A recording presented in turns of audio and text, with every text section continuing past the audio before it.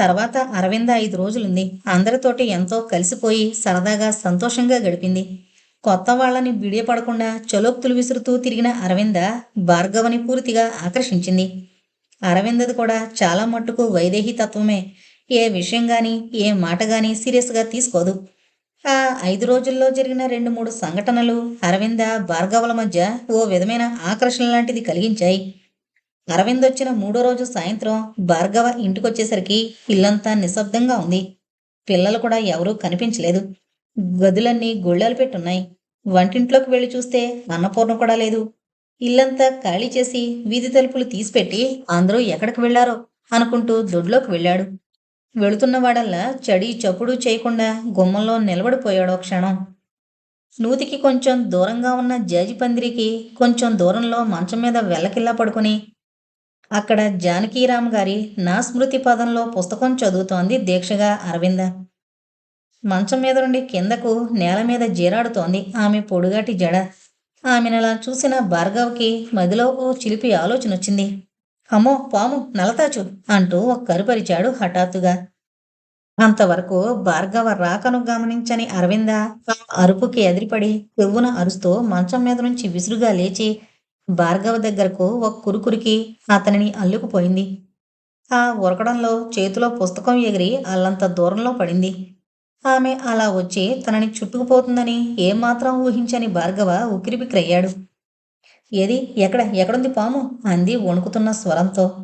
వణుకుతున్న అరవిందను 2 చేతులతోనూ దూరంగా నుంచోబెట్టి అదిగో అక్కడే అన్నాడు మంచం ఉన్నవైపు చూపిస్తూ. అరవింద కంగారుగా అటు ఇటు మంచం కింద చూసింది. ఎక్కడా కనిపించలేదు. ఏది లేదే అక్కడ అంది ఇంకా కంగారుగా. భార్గవ్ కూడా అటు ఇటు వెతుకుతున్నట్లు చూసి నేను భ్రమపడలేదు కదా అంటూ అరవింద కేసి చూశాడు. అరవింద జడ కుడి భుజం మీదుగా ముందుకు పడింది. దానిని చూసిన భార్గవ ఆశ్చర్యంగా అరే అచ్చం ఆ పాము ఇలాగే ఉంది. ఇంతేలావు ఇంతే పొడుగు. మీ జడం చూసి పాముని భ్రమపడలేదు కదా. ఏమీ తెలియనట్లు ఎంతో అమాయకంగా అడుగుతున్న భార్గవని చురచురా చూసింది అరవింద. అతను ఆడిన నాటకం అప్పటికి అర్థమైపోగా ఆమె కోపంగా చూస్తుంటే భార్గవ నవ్వాడు చిలిపిగా, కళ్ళల్లో కొంటెదనం మెరుస్తుంటే. అది గమనించిన అరవింద అక్కడి నుంచి చరచరా వెళ్ళి దూరంగా పడిన పుస్తకం చేతిలోకి తీసుకుని మంచం మీద కూర్చుంది వగరుస్తున్నట్టు. భార్గవ లోపలికి వెళ్ళిపోయాడు అక్కడి నుంచి. 10 నిమిషాలు గడిచాక అక్కడి నుంచి లేచి ఇంట్లోకి నడిచింది అరవింద. భార్గవ జాడ కనిపించలేదు. వంటింట్లో చప్పుడవుతుంటే అటు వెళ్ళింది. భార్గవ వంటింట్లో స్టవ్ అంటిస్తూ కనిపించాడు. గుమ్మంలో నిలబడి చూస్తున్న అరవిందం చూసి ఏం చేస్తున్నానని తొంగి చూస్తున్నారా? కాఫీ కాచుకుంటున్నాను అన్నాడు భార్గవ. ఆ చేత్తోనే ఓ కప్పు కాఫీ కలిపి నాకు కూడా ఇవ్వండి అంది గుమ్మంలో నిలబడి అరవింద. బాగానే ఉంది. ఇంకా కాఫీని కల్పిస్తాను అంటారేమోనని ఎదురు చూస్తున్నాను. ఏం చేస్తాం, ఆడవాళ్ల రాజ్యం, కర్మ. సరేలేండి, తప్పుతుందా? ఇంతకీ మా పటాలమంతా మిమ్మల్ని ఒంటరిగా వదిలి ఎక్కడికి వెళ్లారు అని అడిగాడు స్టవ్ మీద గిన్నెలో మరో గ్లాసు నీళ్లు పోస్తూ. ఏం కాఫీ కాచివ్వాల్సి వచ్చిందని బాధగా ఉందా?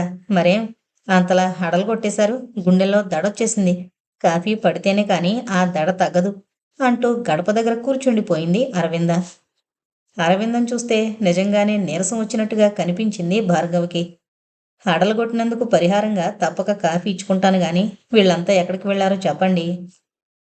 మీ పెద్ద వదిన గారు మంజుని ఎత్తుకుని కోవిలకు వెళతానన్నారు. మిగతా వారంతా ఎవరో తెలిసిన వాళ్ళు పేరంటికి పిలిచారట, వెళ్లారు అంది. మరి మీరు వెళ్ళలేదేం? ఇంటికి కాపలా ఉండమన్నారా? లేదు, నేనే ఉంటానన్నాను. మీలాంటి వారు ఇంటికి కాపలా ఉండాల్సిందే. మీరెక్కడో దొడ్లో కూర్చున్నారు. ఈ లోపల వీధిలోంచి ఎవడైనా ఇంట్లోకొచ్చి ఉన్నవి మూట కట్టుకుని పోయినా అంతే. భార్గవ డికాషన్ వేస్తూ అన్నాడు. భార్గవ మాటలకు సిగ్గుగా నవ్వింది అరవింద. ఐఆమ్ సారీ, చాలాసేపు హాల్లోనే కూర్చున్నాను. వీధిలో మీ పాలేరు ఉన్నాడు కదా అని. వాడా? వాడికి సందు దొరికితే బీడి మొక్కల కోసం అటు ఇటు పరుగులు పెడతాడు అంటూనే కాఫీ తెచ్చి ఆమె ముందు పెట్టాడు. థ్యాంక్ యూ అంటూ కాఫీ గ్లాస్ అందుకొని కొంచెంగా రుచి చూసి అరే కాఫీ ఇంత అమృతంలా ఉందేంటి? ఇంతవరకు నేనెక్కడా ఇటువంటి కాఫీ తాగలేదు అంది ఆశ్చర్యంగా. ఒక్క క్షణం ఆమె ముఖంలోకి నిశితంగా చూసి మీ ముఖంలో భావం నాకు అర్థం కావడం లేదు. మీరు వెక్కిరిస్తున్నారో వేళకోళమాడుతున్నారో నాకు తెలీదు అన్నాడు భార్గవ తను కాఫీ తాగుతూ వంటగదిలోంచి యువతలకొస్తూ.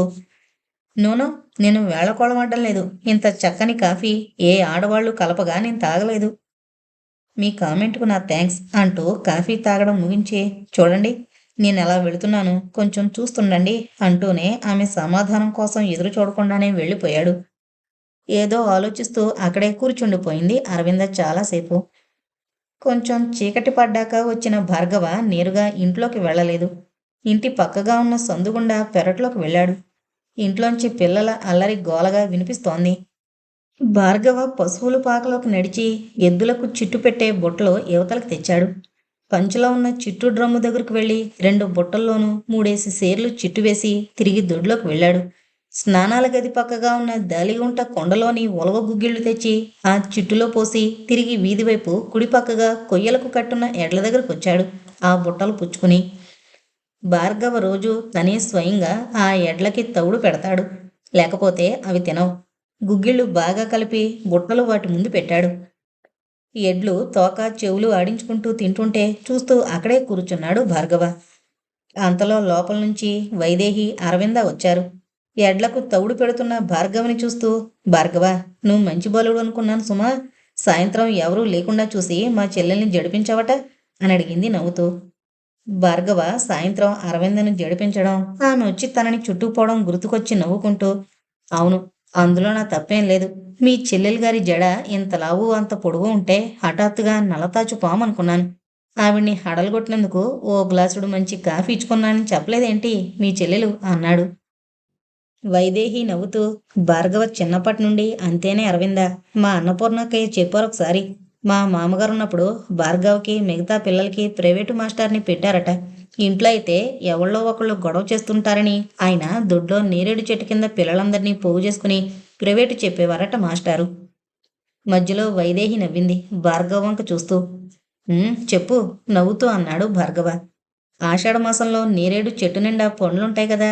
కూర్చున్నట్లే కూర్చుని భార్గవ మాస్టారు చూడకుండా నెమ్మదిగా చెట్టెక్కి సరిగ్గా మాస్టారు కూర్చున్న పైకొమ్మ మీదకి పాకి ఆ చెట్టుని కదిలించాడు.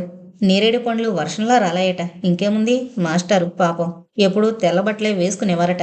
భార్గవ చేసిన పనితో ఆయన గారి చొక్కా నిండా నేరేడు పండ్లు ప్రింటు వేసేవట. దాంతో ఆయన గారికి కోపం వచ్చి చెట్టు దిగుతావా బడవా అని అరిచేవారట. అలా అనగానే దిగుతాడా? అక్కడ కూర్చుని మాస్టార్ని వెక్కిరించేవాడట. దాంతో ఆయనకు మండిపోయి పంచె ఎగ్గట్టి చిన్నపిల్లాళ్ళ ఆయన చెట్టెక్కేవాడట. భార్గవ ఆ కొమ్మపై నుంచి ఈ కొమ్మ మీదకి, ఈ కొమ్మ మీద నుంచి ఆ కొమ్మ మీదకి కోతిలా ఎగురుతూ ఆయనకు చిక్కకుండా 30 తిప్పలు పెట్టి చివరికి ఆయనను చెట్టు మీదే వదిలి తను మాత్రం ఇంకో పక్క నుంచి చెట్టు దిగి పారిపోయేవాడట. వైదేహి పెద్దగా నవ్వుతూ పూర్తి చేసింది. అరవింద, భార్గవ కూడా గట్టిగా నవ్వారు. పనంతా పూర్తి చేసుకుని వీధి సింహద్వారం పక్కగా కూర్చున్న కాళింది వాళ్ళలా నవ్వుకోవడం చూసి మూతి 3 వంకర్లు తిప్పుకోవడం ఎవరూ చూడలేదు. బాగానే ఉంది. మాస్టార్ని నేను ఏడిపించిన సంగతి చెల్లెలు గారితో మహా గొప్పగానే చెప్పావు గాని మీ ఆచార్య మాస్టార్ని మీరెలా ఏడిపించింది చెప్పరేం వదినా అన్నాడు భార్గవ్ నవ్వుతూ. ఆచార్య మాస్టారు పేరు చెబుతూనే మరింతగా నవ్వింది వైదేహి. నవ్వి నవ్వి, ఏమీ అరవిందా, ఆచార్య మాస్టర్ సంగతి నీకెప్పుడైనా చెప్పానా అని అడిగింది నవ్వుతూనే. అరవింద లేదు అన్నట్లుగా తలూగించింది నవ్వుతూ. భార్గవ ఎడ్లు పూర్తిగా తౌడు తినేయడంతో ఇంకా పక్కపక్కల అంటుకునుంది దులిపి మళ్ళీ వాటి ముందు పెట్టి మెడలను రాస్తూ కూర్చున్నాడు. హైస్కూల్లో మేం చదివే రోజుల్లో మాకు ఆచార్య మాస్టారు తెలుగు పండితుడిగా వచ్చేవారే. ఆయన గారికి పాపం జానెడున్నర పిలకుండేది. దానిని ఎంతో శ్రద్ధగా ఓర్పుగా నున్నగా దూకుని ముడి వేసుకుని వచ్చేవారు రోజు. మా క్లాసులో పిల్లలందరూ పాపం ఆయన్ని ఏడిపిస్తూ ఉండేవారు. అందులో లలిత అని ఒక అమ్మాయి ఉండేది. మహా ధైర్యస్తురాలు. ఓసారి ఏమైందనుకున్నావు? ఆచార్య మాస్టారి క్లాసు కానీ ఆయన పాఠం చెప్పకుండా కుర్చీలో కూర్చుని నిద్రపోతున్నారు. మమ్మల్ని గొడవ చేయొద్దని చెప్పి ఆయన అలా నిద్రపోతుంటే లలితకు ఒళ్ళు మండింది. పాఠాలు చెప్పకుండా నిద్రపోవడానికి వచ్చావా తండ్రి అంటూ ఒకరిద్దరం చెప్పినా వినకుండా అడుగులో అడుగు వేసుకుంటూ ఆయన దగ్గరగా నడిచింది. ఆచార్య మాస్టారు గుర్రుపెట్టి మరీ నిద్రపోతున్నారు. ఆయన కర్మకాలి పిలక ముడి విడిపోయి కుర్చీ మీదుగా వేలాడుతోంది. అది చూడగానే లలిత కళ్ళు మెరిశాయి. మేమంతా వద్దు వద్దని వారిస్తున్నా వినకుండా ఆయన పిలకని కుర్చీ అడ్డుకరకి ముడివేసింది. వైదేహి నవ్వుతో మాట పూర్తి చేయలేకపోయింది. భార్గవి, అరవింద పడి పడి నవ్వారు. వైదేహి కొంచెం నవ్వాపుకుని, మహా మొండిదది, దాని ధైర్యానికి మగపిల్లలు కూడా ఆశ్చర్యపోయారు. నేను వెళ్ళి విప్పేస్తానన్నాను. లలిత దెబ్బలాడింది నాతో. ఇలా మేం మా గొడవలో ఉండగానే ఆ పీరియడ్ పూర్తయింది. గంట కొట్టిన శబ్దానికి ఆచార్య మాస్టారు లేచారు. ఏరా, పీరియడ్ పూర్తయింది కదా అంటూ ఓ కుర్రాడు అయిందన్నట్టుగా చెప్పాడు. అయ్యో, ఆయన లేస్తారేమో అని మేమందరం అనుకునేంతలోనే ఆయన లేవడం, ఆయనతో బాటే ఆ కుర్చీ కూడా కొంచెంగా లేచి వెంటనే అబ్బా అంటూ పిలక తడుముకుంటూ కుర్చీలో కూర్చోవడం జరిగిపోయింది. ఆయన ఏంటో అనుకుని చేత్తో వెనక తడుముకుని జరిగింది గ్రహించారు. ఎవడ్రా ఈ పనిచేసింది అంటూ బాధతోనూ కోపంతోనూ అరిచారాయన. నిజం చెప్పొద్దు, ఆయన అవస్థ చూసి చాలా బాధనిపించింది. కనీసం ఆయన దగ్గరికి వెళ్ళి ఆ ముడి విప్పడానికి కూడా ధైర్యం చేయలేకపోయారు. ఎలాగో ఆయనే ముడి విప్పుకున్నారు. కోపంతో పిల్లలందరినీ చావ బాధేశారు. మగపిల్లల్లో ఎవరో చెప్పారు లలిత ఆ పని చేసిందని. లలితను కూడా ఆ రోజు బాగా కొట్టారు. ఆ తర్వాత ఆ విషయమై బాగా గొడవైంది కూడాను. ఇంత జరిగినా ఆ తర్వాత కూడా ఆయన్ని చూసినప్పుడల్లా ఆయన పిలక మీద పాట పాడేది లలిత అంది. అరవింద నవ్వు ఆపుకుంటూ పాట కూడానా అంది. "ఉమ్, ఏంటంటే ఆచారి పిలక 6 అణాల పిలక, ఎత్తెత్తు పిలక 7 అణాల పిలక, ముడివిప్పి చూస్తే 3 అణాల పిలక, అంతా కలిపి చూస్తే రూపాయి పిలక" చెబుతూనే పక్కున నవ్వేసింది వైదేహి. భార్గవ, అరవింద గొల్లున నవ్వారు. వారలా నవ్వుకుంటుంటే చి, సిగ్గుల్లేవు వెధవ నవ్వులు వాళ్ళును అని తిట్టుకుంటూ విసురుగా లేచి లోపలికి వెళ్ళిపోయింది కాళింది. భార్గవ ఇల్లు చేరేసరికి ఇంట్లో చిన్న పెద్ద అందరూ హాల్లోనే గుంగుడున్నారు. గొడవగా ఉంది. ఏంటో అర్థం కాలేదు భార్గవ్కి. అందరి మధ్య అరవింద కూర్చుని మూలుగుతోంది బాధగా. ఏంటి, ఏం జరిగింది అందర్నీ ఉద్దేశించి అడిగాడు అయోమయంగా. పిన్నికి తేలుకుట్టింది. వంశీ చెప్పాడు. అరే నిజమా, ఎక్కడా ఆదుర్దాగా అడిగాడు భార్గవ. పాపం రాక రాక మన ఇంటికొస్తే ఎలా జరిగిందో చూడు భార్గవ. గడప మీద చేయి వేసుకుని నిలబడిందట. దాని మీదుంది కాబోలు చీకట్లో కనిపించలేదు. కుట్టింది. తెగ బాధపడిపోతుంది అంది అక్కడే కూర్చున్న అన్నపూర్ణ. మరి తేలుని చంపారా? భార్గవ ప్రశ్నకు అరవింద దగ్గరగా కూర్చున్న వైదేహి సమాధానమిచ్చింది. ఆ, చంపారు. అప్పుడు మీ అన్నయ్య ఇంటి దగ్గరే ఉన్నారు. ఏది, ఎక్కడ కుట్టింది, నన్ను చూడనియండి అంటూ అరవింద దగ్గరగా మోకాలపై కూర్చుని చూశాడు. అంత బాధలోనూ అరవింద ఒక్క క్షణం అతని కళ్ళల్లోకి చూసి తిరిగి కళ్ళు మూసుకుంది బాధగా మూలుగుతూ. పేలుబాధ భార్గవికి అనుభవమే. ఒక రాత్రిపూట నిద్రపోతుంటే పైనుంచి పక్కలో పడి ఇష్టం వచ్చినట్లు కుట్టింది. 3 రోజులకు గాని ఆ బాధ మంటలో తగ్గలేదు. అరవింద కుడిచేయి మధ్యవేలు కుట్టింది. ఆ వేలు పైభాగం బాగా వాచుంది. కుట్టి చాలాసేపైనట్లుంది. మరి మందేం వేయలేదా అని అడిగాడు భార్గవ. డాక్టర్ని తీసుకొచ్చారు మీ అన్నయ్య. ఆయనకు కుట్టించోటనే ఇంజెక్షన్ చెయ్యాలంటూ ఆ వేలుకే చేసి వెళ్ళాడు. ఈ బాధ కన్నా ఆ బాధ ఎక్కువగా ఉంది. వైదేహి దిగులుగా అంది. ఉండదిన, ఎంత ఇంజెక్షన్ ఇచ్చినా కాస్తంత గుడ్డ పొగ వేస్తే తేలికాటికి విరుగుడుగా ఉంటుందంటారు అని. చూడండి, మీకు భుజం వరకు నొప్పిగా ఉందా అరవిందని అడిగాడు. అంది అరవింద కళ్ళు మూసుకునే. వదిన, ముందో తువ్వాలందుకో అన్నాడు. వంశీ తువ్వాలు తెచ్చి అందించాడు. భార్గవ దాన్ని అందుకుని మోచేతిపైగా గట్టిగా బిగించి కట్టాడు. అసలు తేలు కొట్టగానే వెంటనే ఇలా కడితే విషం పైకెక్కదు అన్నాడు అందరితో చెబుతున్నట్లుగా. తర్వాత ఓ పాతగుడ్డ బాగా గట్టిగా చుట్టి అంటించి ఆ పొగ సరిగ్గా ఆమె వేలుకి తగిలేలా పెట్టాడు. 15 గంట గడిచాక అరవింద కొంచెం మూలగడం తగ్గించింది. ఈ లోపున రంగనాథు, గోపాలం కూడా రావడంతో అన్నపూర్ణ, కాళింది వాళ్ళకి భోజనాలు పెట్టడానికి వెళ్లారు. భార్గవ్ కూడా వెళ్ళాడు. అరవింద్ దగ్గర అలా పొగబడుతూ కూర్చుంది వైదేహి. అర్ధరాత్రి హఠాత్తుగా మెలకు వచ్చింది భార్గవ్కి. హాల్లో అరవింద మూలుగు కొంచెం గట్టిగానే వినబడుతోంది. ఆ ఇంట్లో అన్నదమ్ములు నలుగురికి వేరువేరు గదులున్నాయి. అరవిందని అన్నపూర్ణ గదిలో పడుకోమంటే వద్దని వచ్చినప్పటి నుండి హాల్లోనే పడుకుంటోంది. 2 నిమిషాలు అలా నిశ్శబ్దంగా పడుకున్నాడు భార్గవ. తర్వాత అంతకంతకు విపరీతమైన బాధగా మూలగడం విని లేచి హాల్లోకొచ్చాడు. చిన్న లైటు వెలుగులో హాలంతా మసక మసగ్గా కనిపిస్తోంది. నెమ్మదిగా వెళ్ళి పెద్ద లైటు వేశాడు. మంచం మీద అటు తిరిగి ముడుచుకుని పడుకుంది అరవింద. ఎవరి గదుల్లో వాళ్ళు నిద్రలో ఉన్నట్టున్నారు. అంతా నిశ్శబ్దంగా ఉంది. మంచం దగ్గరగా వెళ్ళి అరవింద, అరవింద అంటూ మెల్లగా పిలిచాడు. అరవింద చటుక్కున ఇటు తిరిగి చూసింది, కళ్ళు విశాలం చేసి. ఎదురుగా కొంచెం ముందు కొంగి తన వంకే చూస్తున్న భార్గవ్ కనిపించాడు. బాధగా ఉంది అరవింద మార్దవంగా అడిగాడు. అంతవరకు బాధతో ఏడుస్తుంది అనడానికి నిదర్శనంగా చెక్కిళ్ళు కన్నీటితో తడిసున్నాయి. అది చూసిన భార్గవ చలించాడు. ఈ లోపల అరవింద మంచం మీద లేచి కూర్చుంటూ, బాధ, యమ బాధగా ఉంది అంది. మాటతో ఏడుపు కూడా తీసుకొచ్చింది. ఛ! మరి చిన్నపిల్లలా ఏడుస్తారేంటి? కాస్త ఊర్చుకోవాలి అంటూ అప్రయత్నంగా ఆమె వెన్నును చెయ్యి వేసి నిమురుతూ అనునయంగా అన్నాడు. ఆ మాట వింటూనే చర్రుమంది అరవింద. నాకేం సరదా వేసి ఏడుస్తున్నానా అంది తీవ్రంగా. ఆ తీవ్రత కదిలిపడి, అది కాదు అరవింద, బాధ ఉంటుంది. పోనీ మళ్ళీ కాస్త పొగవేయమంటారా అని అడిగాడు. వెయ్యమన్నట్లు తల ఊపింది అరవింద. భార్గవ ఆ ప్రయత్నంలో పడ్డాడు. అరవింద మంచం దిగి పక్కనే నేల మీద కూర్చుంది. భార్గవ ఆమె ముందు కూర్చుని పొగ ఆమె వేలికి తగిలేలా పెట్టాడు. అలా వెచ్చవెచ్చగా పొగ తగులుతుంటే 2 నిమిషాలు గడిచేసరికి బాధ తగ్గినట్లుగా అనిపించింది ఆమెకు. దాంతో తనకి ఎదురుగా అతి సమీపంగా కూర్చునున్న భార్గవని పరీక్షగా చూస్తున్నట్లు కూర్చుంది. మొహం కొంచెం ముందు కొంచుకుని కూర్చున్న అతను జుత్తు చిక్కగా వంకీలు తిరిగి ముందుకు పడుతోంది. కనురెప్పలు కిందకి వాల్చుండడంతో కనురెప్పలు కనుబొమ్మల మధ్యనున్న భాగం అందంగా కనిపిస్తోంది. అందంగానూ ఆరోగ్యంగానూ ఉన్న అతని చెక్కిళ్ళు పచ్చగా నున్నగా మెరుస్తున్నాయి. నిద్రలో లేచొచ్చాడేమో, అదో వింత అందం అతన్ని ఆవరించింది.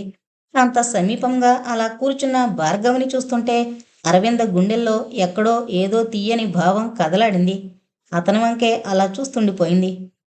తర్వాత కొంచెం సేపటికి బాధేమైనా కొంచెం తగ్గినట్లుందా అంటూ తలెత్తిన భార్గవ చూపులు అరవింద చూపులతో కలిసిపోయాయి ఓ క్షణం. తర్వాత అరవిందే చూపు మరల్చుకుంటూ అతనికి సమాధానంగా ఊ అంటూ తల వెనక్కి మంచం పట్టె మీదకు వాల్చుకుంది. అలా అరగంట వరకు పొగబడుతూ కూర్చున్నాడు. ఈ లోపల అలా మంచం పట్టె మీద తలవాల్చి పడుకున్న అరవింద బాధ మరిచిపోయి నిద్రలోకి జారుకుంది. ఆమె నిద్రపోతోందని తెలిసిన భార్గవ పొగ వేయడం ఆపేసి లేచి నుంచున్నాడు. తల వెనక్కు వాల్చి పడుకున్న అరవింద మెడ నున్నగా తెల్లగా మెరుస్తోంది లైటు వెలుగులో. బాధతో అలసినట్లు అసహనంగా ముకుళించుకుని ఉందా ముఖం. సగం మూసుకున్న కాటుక కనులు భార్గవ హృదయంలో అలా హత్తుకుపోయాయి. ఆమెను లేపి మంచం మీద పడుకోమందామా అనిపించింది ముందు. కానీ నిద్రపోతున్న ఆమెను లేపబుద్ధి వేయలేదు. మెల్లగా భుజాల కిందుగా ఎడం చేతిని మోకాళ్ళ దగ్గరగా కుడిచేయి వేసి ఆమెను సుతారంగా లేవదీసి మంచం మీద పడుకోబెట్టాడు.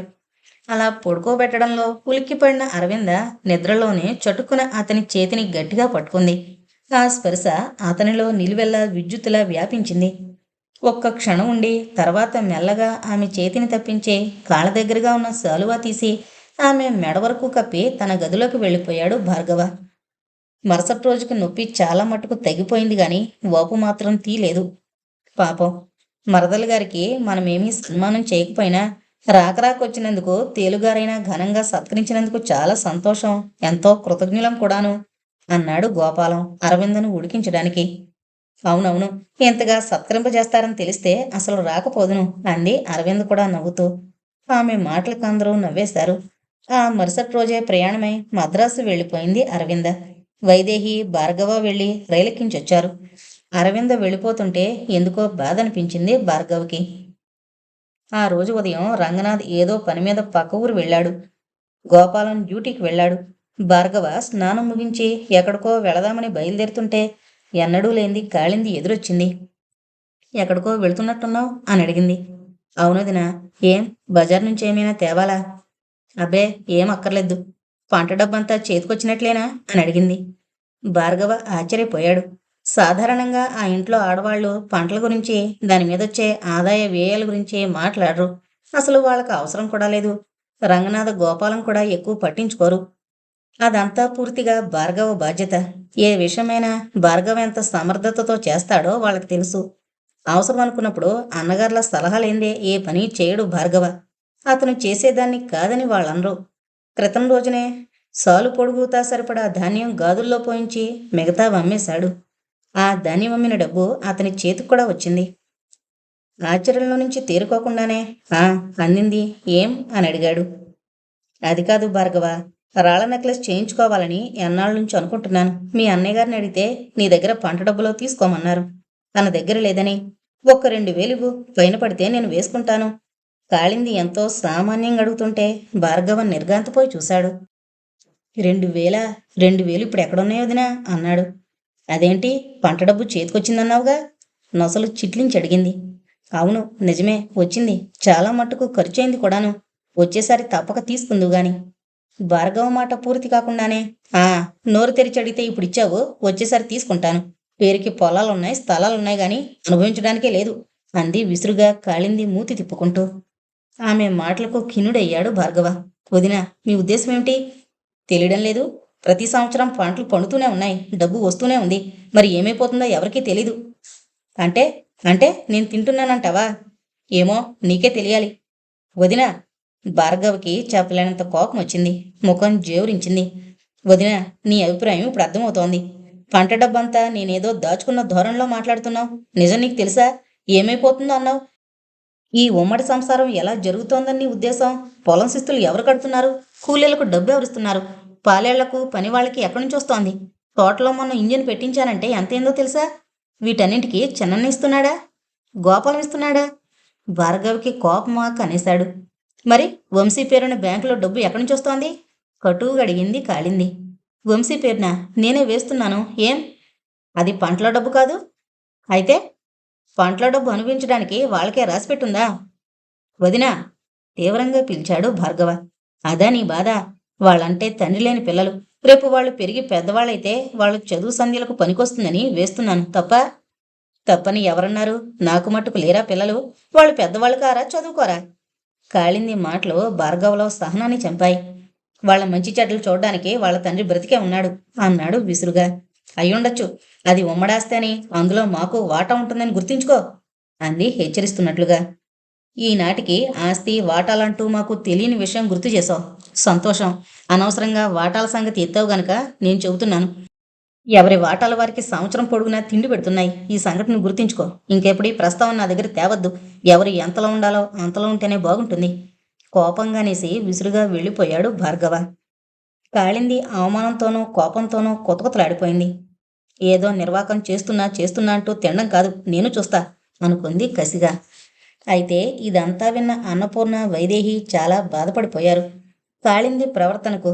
నిజానికి రంగనాథ్ గాని గోపాలం కాని తమ జీతాలు ఇంట్లో ఖర్చు పెట్టరు. ఇంకెప్పుడైనా అవసరమంటే గోపాలమేనయం. పంట డబ్బు శిస్తులకని, పొలాల్లోకి ఎరువులని, వాటి తెగుళ్లకు మందులని, నాట్లు, కోతలు, నూర్పిళ్ళు, స్వంత వ్యవసాయం అంటే ఎక్కడికక్కడే ఖర్చు. సంవత్సరం పొడుగునా ఇంట్లోకి సరిపడే సరుకులు, పనివాళ్లకి, చాకలికి అన్నీ భార్గవ చేతి మీదుగానే ఖర్చు పెడతాడు. గిద్దెడు బియ్యం కొనకుండా కరుకుల్లాంటి బియ్యం ఏడాది పొడుగునా వస్తాయి. రోజులో ఎక్కువ భాగం రెక్కలు ముక్కలు చేసుకుని శ్రమించి ఆ పొలాల్లో కష్టపడిన భార్గవ తన స్వంతానికంటూ ఏమీ దాచుకోలేదన్న సంగతి ఆ ఇంట్లో అందరికీ తెలుసు. 2 సంవత్సరాలుగా వంశీ పేరన బ్యాంకులో డబ్బు వేస్తున్నమాట నిజమే. ఇలాంటి గొడవలొస్తాయని, ముఖ్యంగా కాళింది స్వభావం తెలిసిన అన్నపూర్ణ ముందు వద్దంది. కానీ భార్గవ వినలేదు. అన్న విషయాలు తెలిసిన కాళింది భార్గవని అలా అనడం ఇద్దరికీ నచ్చలేదు. ఆ తర్వాత రంగనాథ్కి ఈ విషయం తెలియనేలేదు, ఎవరూ చెప్పలేదు. కాళింది భార్గవని డబ్బు అడుగుతుందని గాని అతనికి తెలీదు. వైదేహి మాటల్లో గోపాలంతో అంటే అతను మండిపడ్డాడు. ఆవిడంటే అసలెప్పుడూ సదభిప్రాయం లేదు అతనికి. నిండుగా పచ్చగా ఉన్న ఆ సంసారంలో ఎప్పుడైనా గొడవలంటూ వస్తే ఆమె వల్లనేనన్న విషయం గోపాలానికి తెలుసు. అసలు భార్గవ కాళిందితో మాట్లాడేదే అంతంత మాత్రం. ఇప్పుడు పూర్తిగా మానేశాడు. 5-6 నెలలు కాలచక్రంలో దొర్లిపోయాయి. ఈ మధ్యకాలంలో నెలకు 2 చెప్పున సంబంధాలొచ్చాయి భార్గవ్కి. కానీ భార్గవ వేటికి ఒప్పుకోలేదు. చివరకతను ఓ నిర్ణయానికొచ్చాడు. ఆ సాయంత్రం వైదేహి జాజి పందిరి దగ్గర జాజి మొగ్గలు కోసి చీర చెంగులో వేసుకుంటోంది. మెల్లగా అక్కడికొచ్చిన భార్గవ మొగ్గలు తను కూడా కోసి గుప్పెట్లో పట్టుకుంటూ, వదినా, నీతో ఓ ముఖ్య విషయం మాట్లాడాలనుకుంటున్నాను అన్నాడు. ఏంటా విషయం? ఇప్పుడే మాట్లాడాలా? అయితే చెప్పు అంది మొగ్గలు కోస్తూనే వైదేహి. అది కాదు వదినా, అరవింద నాన్నగారు ఏం పని చేస్తున్నారు అని అడిగాడు. ఆశ్చర్యంగా చూసింది వైదేహి. ఏంటి విశేషం? ఆయన మద్రాసులో ఏదో కంపెనీలో పనిచేస్తున్నారు అంది. అంటే బాగా కలిగిన వాళ్ళ? కాదు, సామాన్య కుటుంబమే. అరవింద మెరిట్ స్కాలర్షిప్తో చదువుకుంటోంది. ఇంతకీ ఎందుకు అడుగుతున్నట్టు? ఏం లేదు వదినా, నువ్వు మరోళ్ళు అనుకోవద్దు. అరవింద నాకు చాలా నచ్చారు. నీకు గాని మీ పిన్ని గారు వాళ్ళకు గాని అభ్యంతరం లేకపోతే ఆమెను నేను వివాహం చేసుకుంటాను. నీ అభిప్రాయం చెప్పు. భార్గవ వైదేహి కేసి చూడకుండా చెబుతుంటే ఆశ్చర్య విపరీత నేత్రాలతో చూసింది వైదేహి. ఆమె నుంచి ఏం సమాధానం రాకపోవడంతో చెప్పొదినా, నీ అభిప్రాయం ఏమిటి? నీ దృష్టిలో ఆమెకు నేను తగినవాణ్ణి అవునా కాదా? అది కాదు భార్గవ. అరవిందకు నీకు ఈడు జోడు బాగుంటుంది. నిజానికి నీలాంటి వాడు దానికి భర్తగా దొరకడం దాని అదృష్టమే. పైగా మా బాబాయ్ గారు అరవిందకి ఎంతకంటే గొప్ప సంబంధం తేగలరని నేను అనుకోను. అరవిందకు నువ్వంటే ఇష్టమని దాని మాటల్లో తెలిసిపోయింది. అరవిందను నువ్వు లైక్ చేస్తున్నావని నేను గ్రహించాను. అక్కయ్య, మీ అన్నయ్య, నేను కూడా అదే అనుకున్నాం ఆ మధ్య మాటల్లో ఓసారి. ఈసారి సెలవులకు అరవిందను రమ్మనమని రాసి దాని అభిప్రాయం ఏమిటో సూటిగా కనుక్కుని ఆపై మా పిన్నికి రాయాలనుకుంటున్నాను. ఈ విషయమే నిన్ను అడగాలనుకుంటున్నాను. నువ్వే ఎత్తుకున్నావు అంది వైదేహి. అదే వదినా, నా అభిప్రాయం నీకు తెలిసిపోయింది. నీ చెల్లెలి అభిప్రాయం కనుక్కో. నీ వల్ల ఈ సాయం జరగని చాలు అన్నాడు చేతిలో మొగ్గలు ఆమె కొంగులో పోస్తూ. నీకెందుకు భార్గవ, వాళ్ళందరినీ ఒప్పించే బాధ్యత నాది. నీలాంటి వాణ్ణి మా చెల్లెలికి అప్పగించకుండా పైకి పోనిస్తానా అంటూ నవ్వింది. భార్గవ్ కూడా నవ్వుతూ, థ్యాంక్స్ వదినా, ఆ పని చేసి పెట్టావంటే నీ మేలు మరిచిపోలేను అన్నాడు. ఇంతలో పిన్ని, పిన్ని, నాకు పూలు అంటూ పరిగెత్తుకొచ్చింది మంజు. ఇవాళ నీకు పూలు లేవు, ఇవన్నీ నాకే అంది తమాషాకి ఒడిలో పువ్వులు చూపిస్తూ. అప్పటికే మంజు కింద పెదవిని వంచి ఏడు ముఖం పెట్టేసి భార్గవ్ వంక చూసింది. మనకా పువ్వులు వద్దులేమ్మా, మనం బోల్డ్ పూలు కొనుక్కుందాం బజార్లో ఏం అంటూ భార్గవ మంజునెత్తుకుని ముద్దాడుతూ వెళ్ళిపోయాడు. అక్కగారి ఆహ్వానం అందుకుని సెలవులకు వచ్చింది అరవింద. అయితే ఇంట్లో అందరి ఆంతర్యం కొద్దిగా గ్రహించిన కాళింది ఇదివరకులా అరవింద రాకను హర్షించలేకపోయింది. అరవింద పలకరిస్తే ముభావంగా మాట్లాడి ఊరుకుంది. ఆమె చర్యకు ఆశ్చర్యపోయింది అరవింద. 2 రోజులు గడిచిపోయాయి. ఓ రోజు సాయంత్రం పనంతా ముగించుకుని జాజిపందిరి దగ్గరగా మంచం వేసుకుని కూర్చున్నారు అరవింద, వైదేహి. జాజి మొగ్గలు మాల కడుతున్న వైదేహి హఠాత్తుగా అంది, భార్గవ నీ దృష్టిలో ఎలాంటివాడే అని. అరవింద ముందు ఆశ్చర్యపోయింది. తర్వాత ఎందుకు అడుగుతున్నావే అంది. కాదు, ముందు నీ అభిప్రాయం చెప్పు. ఏముంది, మంచి కృషి వలుడు. వేదవేషాలు వేయక చెప్పు విసుక్కుంది వైదేహి. అయితే విను, మీ మరిదిగారు చాలా అందమైనవారు, అంతకంటే చాలా మంచివారు. ఇంతెందుకు, మీ మరిదికి ఒక సర్టిఫికెట్ ఇస్తాను నా తరపున. మీ మరిదికి కాబోయే భార్య చాలా అదృష్టవంతురాలు, సరేనా? చిలిపిగా అంది. నువ్వు చెప్పిందంతా నిజమే అనుకో, కానీ అతనికి ఏ ఉద్యోగం లేదు. లేకపోతే లేకపోయింది లేదు, బోర్డు ఉద్యోగం. భూమాతని నమ్మి చెడిపోయిందెవరు? చక్కగా చదువుకున్నారు, ఇంకేం తక్కువ? అయితే అరవింద, ఆ అదృష్టవంతురాలివి నువ్వే ఎందుకు కాకూడదు? కళ్ళు విశాలం చేసి చూసింది అరవింద. ఏంటక్క, ఏంటన్నావు? ఎందుకే అలా కంగారు పడతావు? భార్గవని చేసుకోవడం నీకు ఇష్టమేనా? సూటిగా అరవింద కళ్ళలోకి చూస్తూ అడిగింది వైదేహి. అరవింద మాట్లాడలేదు క్షణకాలం. చేతిలో ఉన్న జాజి మొగ్గలు సుతారంగా సున్నితంగా ఉన్న సన్నని చేతి వేళ్లు మాలను కడుతుంటే చూస్తుండిపోయింది. నీ అభిప్రాయం నిర్మోహమాటంగా చెప్పవే అరవింద. మనకిష్టమైతే సరిపోయిందేమిటి? ముందు నీ సంగతి చెప్పు, తర్వాత సంగతి వదిలేయ్. ఎలా వదిలేస్తాం? ఈ ఇంటి కోడలుగా ఈ ఇంట్లో మనుషుల్ని, వారి తత్వాల్ని బాగా తెలుసుకునే ఉంటావు. నాకిష్టమైనా మీ ఇంట్లో అందరికీ ఇష్టం కావద్దు. అయితే ఇంకా సంగతి వదిలేయ్. భార్గవని అటు మీ అమ్మ వాళ్ళని ఒప్పించే బాధ్యత నాది. నువ్వన్నట్లుగానే భార్గవ్కి దేనికి లోటు లేదు. రూపవంతుడు, విద్యావంతుడు, ధనవంతుడు కూడా. భార్గవే కనుక ఒప్పుకుంటే నువ్వు అదృష్టవంతురాలివే అంది అరవింద వంకే మురిపెంగా చూస్తూ వైదేహి. అతనిని కాదనడానికి నాకే కారణమూ కనిపించడం లేదు. ఇరుపక్కల నువ్వు కావలసిందానివే కనుక నువ్వే ఇది జరిగేలా చూడాలి అంది అరవింద.